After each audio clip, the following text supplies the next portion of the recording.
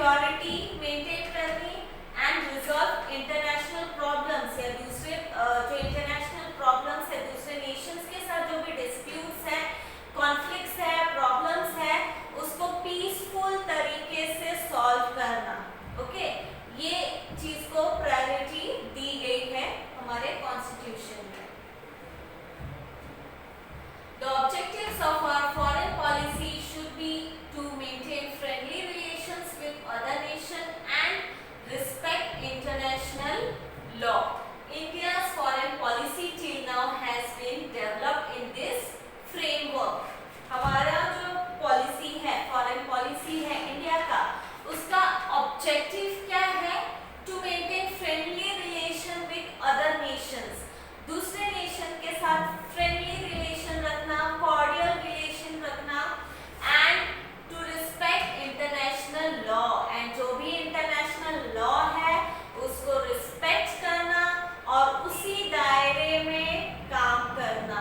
और ये जो चीज है, ये जो ऑब्जेक्टिव है, ये इंडिया अब तक फॉलो करते हुए आई है और इसी फ्रेमवर्क में ही इंडिया अपना पॉलिसी बना रही है अब तक। Okay,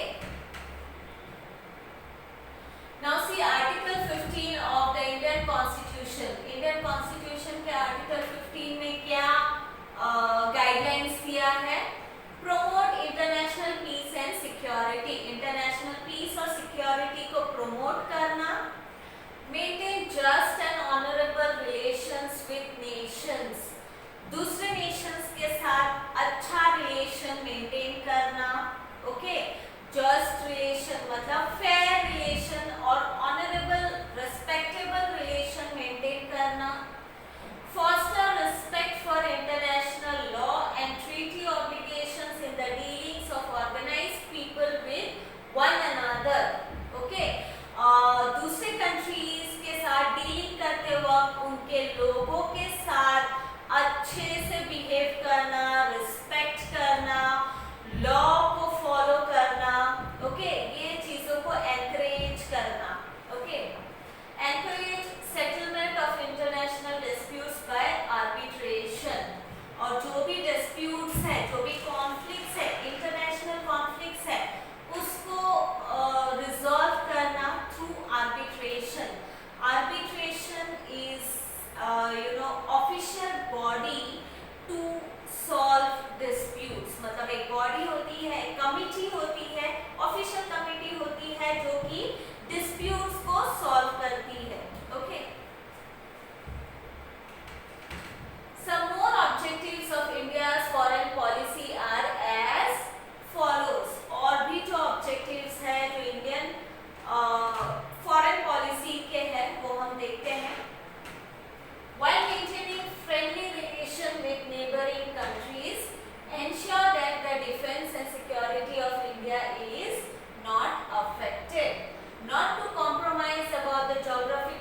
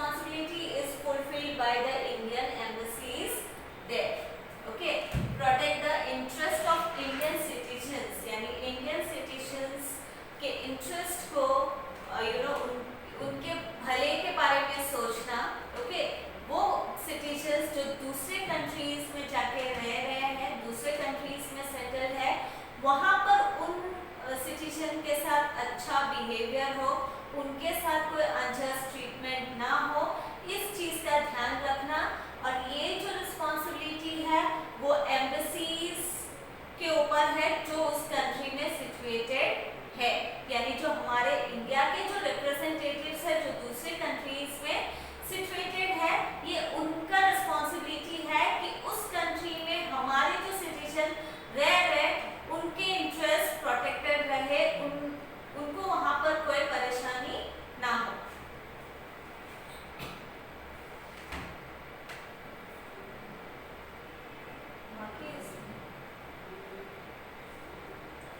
To establish economic and commercial relations with other countries for achieving economic development in India. India के इकोनॉमी को डेवलप करने के लिए इकोनॉमिक और कमर्शियल रिलेशनशिप मेंटेन करना, एस्टेब्लिश करना दूसरे कंट्रीज के साथ, okay, which is very important because ये जो फॉरेन पॉलिसी है उसका मेन ऑब्जेक्टिव यही है, इकोनॉमी का development, okay.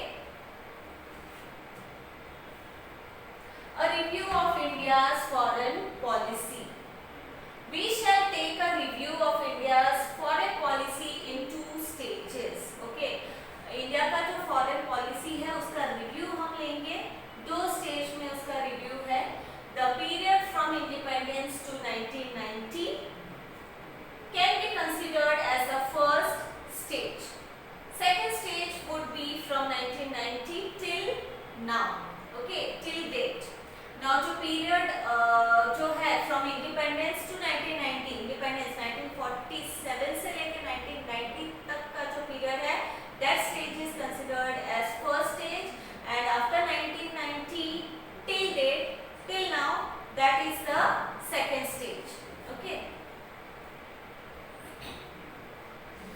India's foreign policy early phase. Prime Minister Pandit Nehru shaped India's foreign policy in the early period. Okay, जो early phase है policy का, वो जो है कि प्राइम मिनिस्टर पंडित नेहरू ने एस्टेब्लिश किया था, स्टार्ट किया था। He opposed colonialism through India's foreign policy. Okay, उन्होंने क्या अपोज किया? colonialism अपोज किया थ्रू फॉरेन पॉलिसी। इंडिया के फॉरेन पॉलिसी के थ्रू उन्होंने colonialism अपोज किया। He took an internationalist position and gave priority to global peace and security. Okay, उन्होंने किस चीज को प्रायोरिटी दी? इंटरनेशनल पीस को और इंटरनेशनल सिक्योरिटी को उन्होंने प्रायोरिटी दिया।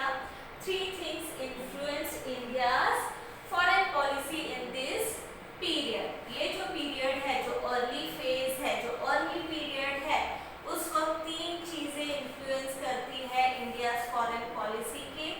First one, we made an effort to understand all international events and developments independently without any pressure from any power. Peace has always been a central feature of India's foreign policy.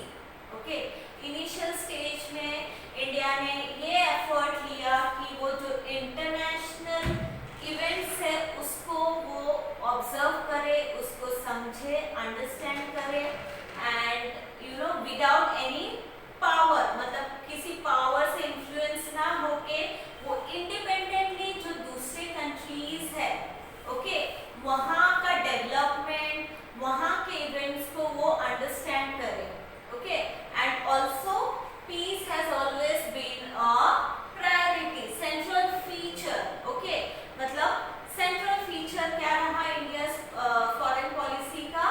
Piece, ठीक है, we should maintain peace, international peace maintain रहे। Second, the threats from China and Pakistan were also taken into consideration. उस वक्त पाकिस्तान के साथ and China के साथ conflicts थे इंडिया का, ठीक है, तो वहाँ से थ्रेट्स आते थे, धमकियाँ आती थी, तो उसको भी कंसिडर किया गया while framing foreign policy.